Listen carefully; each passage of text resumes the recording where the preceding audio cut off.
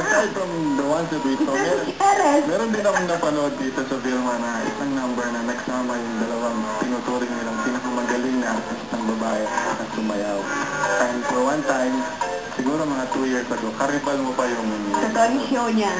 Si Alma Moreno. Si Alma Moreno. At yung pagbibigay na yun niya sa akin ng birthday ko, talagang regalo yun na sabi sabihin, wala siyang pinopromote, hindi talagang pumunta siya rito dahil gusto niyang makipagsayaw sa akin at magsayaw kaming dalawa.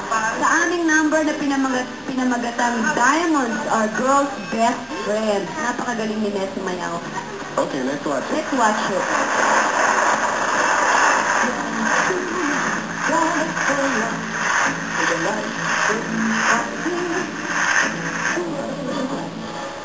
But I prefer a man who lives on gifts expensive. A kiss on the hand may be quite continental, but diamonds are best friends. A kiss may be grand, but it won't pay on your humble flag. Or help you at an automatic will cold as good will old, and we all lose our jobs in the end. But sweetheart, okay, these rocks don't lose their shape. Diamonds are a girl's best friend.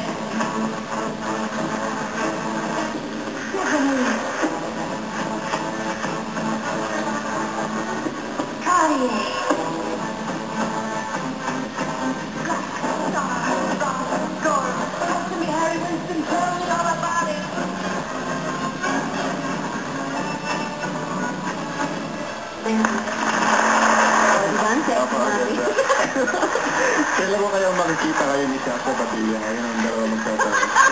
Alam mo na, this is Vilma, hindi movie master. Gusto ko lang makita dalawa kayo ni Sasha Padilla. Mga kaibigan, kayo po ay nasa Vilma. Pero if you notice, di ba, pahabaan kami ng sneak ni Nes? At least, alam mo, masarap yan sa mga nagsasayaw kasi iba rin kung minsan pagka may sweet ka and then at the same time sexy yung sayaw mo, nakakadagdag yun. Sa dancers, walang ibig sabihin na walang mali siya yun, pero nakakadagdag yun.